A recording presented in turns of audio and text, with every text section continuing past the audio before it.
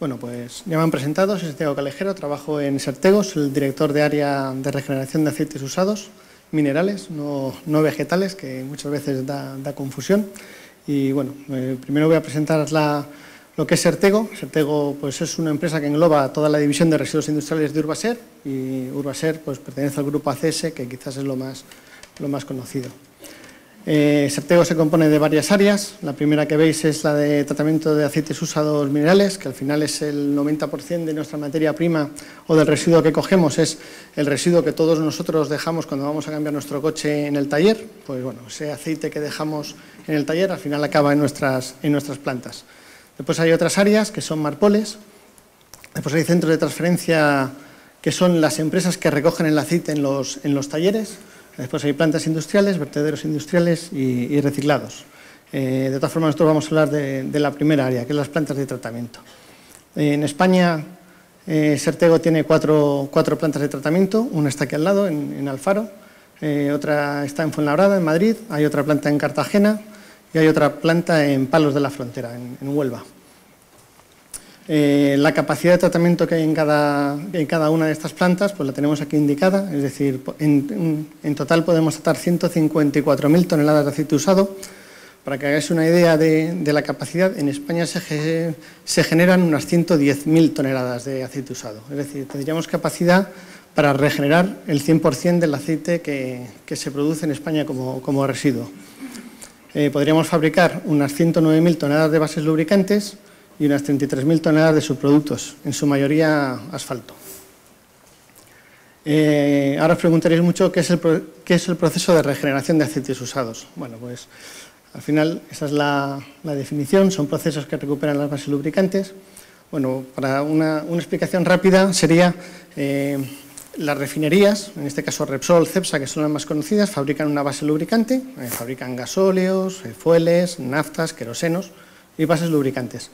Estas bases lubricantes después se les pone una serie de aditivos y con esas bases y esos aditivos hacen el aceite que compramos todos en los talleres, que duran 10.000 kilómetros, 15.000 kilómetros, 20.000 kilómetros. Eso es un paquete de aditivos. Se meten en el coche, los usamos los 20.000 kilómetros, vamos al taller, los dejamos en el taller, después va una empresa con un camión pequeñito, los recoge y al final acaba en nuestras plantas o en plantas similares. ¿Qué hacemos nosotros? Con un tratamiento físico-químico que ahora veremos a continuación, lo que hacemos es quitar todos esos aditivos que se han puesto en refinería, todos esos metales, y volvemos a obtener la base lubricante que había en un inicio, con la que había fabricado Repsol. Y lo que hacemos es comercializarla de nuevo a los mismos. Nuestros clientes son Repsol, Cepsa serían los más conocidos, pero bueno, también hay otras empresas como de aquí de Zaragoza, como puede ser Trusaco, Lubricantes Especiales, etcétera. Ellos la vuelven a formular y nos la vuelven a vender para que lo volvamos a poner en nuestro vehículo. Y es un círculo cerrado, por lo cual pues es maravilloso, porque ni consumimos materias primas, en este caso sería petróleo. Ese producto que antiguamente el aceite usado se quemaba y generaba olores, gases contaminantes, CO2, pues deja de hacerlo y bueno, hay una menor producción de residuos y efluentes.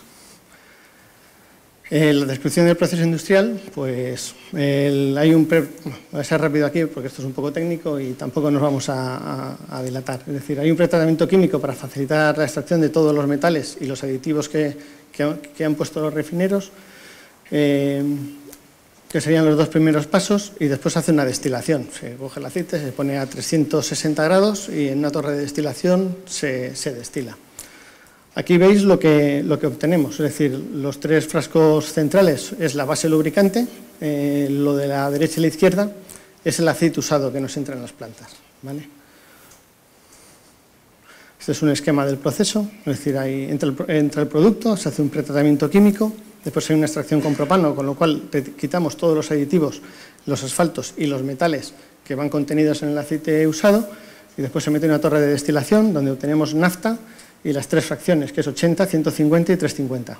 Por abajo obtenemos un asfalto y todo se comercializa, ¿vale? Es decir, no generamos residuos en nuestras plantas. A ver, ¿por qué? Porque Urbaser porque es ecoinnovadora, ¿no? No es un proceso químico y tampoco tiene mucho misterio. Bueno, pues quizás ecoinnovadora porque Urbaser empezó a invertir más de 60 millones de euros antes, en el año 2001-2003, cuando en Europa no había normativa que hablase de estos tipos de tratamiento y el aceite se quemaba y se valorizaba. En el año 2008, aparece la normativa europea, en el cual pues bueno, se empieza a exigir a todos los países miembros de la Unión Europea que se regeneren los aceites usados y no se utilicen para valorizar, por una serie de motivos, etcétera, etcétera. Ahí tenéis la ley y la transposición. Después hay una transposición, en el 2006, hay un Real Decreto en el que dice que en España, pues se transpone la ley y se indica, somos más chulos que un 8, ¿no? Es decir, ponemos un mínimo de un 65%. Es decir, en España, por ley, el 65% de los aceites usados se tienen que regenerar. Y bueno, y había una obligación de una revisión por parte del Gobierno a partir del año 2009, en el cual tenía que ir incrementando este porcentaje, ¿vale? Y lo que había que evitar era la valorización energética. Esa ley está en vigor, no ha habido ninguna revisión y seguimos en ese 65% obligado. Las conclusiones pues, que podemos ver y por lo cual creemos que hemos sido ecoinnovadores, etcétera, es, primero, invertimos y vimos un negocio y un tratamiento cuando en España ni en Europa se apostaba por este tipo de tratamiento y Urbaser invirtió más de 60 millones de euros. Empezamos con unas plantas pequeñas y ahora mismo somos capaces de regenerar todo el aceite que se genera en España, es decir, incluso actualmente estamos trayendo aceite de Francia y todo el aceite de Portugal.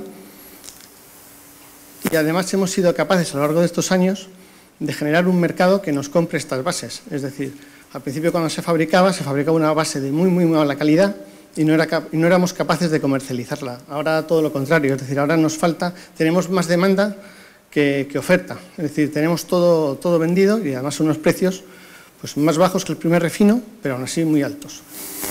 Eso por nuestra parte. Lo que sí que vemos que no es ecoinnovador es que hay regiones en España, porque al final las comunidades autónomas tienen transferidas la potestad en el tema de medio ambiente. Hay regiones en España en las cuales no se está cumpliendo con la ley, es decir, no se está llegando a ese 65% de regeneración de los aceites usados. Hay comunidades autónomas como, por ejemplo, en Cataluña, que se hace el 100%, en el País Vasco también se llega a ese 65%, en Madrid, en Andalucía, y hay otras comunidades autónomas en las que no estamos llegando a esos porcentajes y lo que estamos viendo es que incluso se está favoreciendo la creación de plantas de valorización energética yendo en contra del Real Decreto.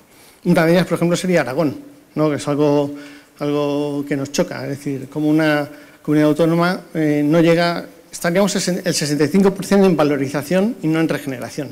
Bueno, es la única conclusión que podemos llegar, ¿vale? Ya he acabado. Muchas gracias.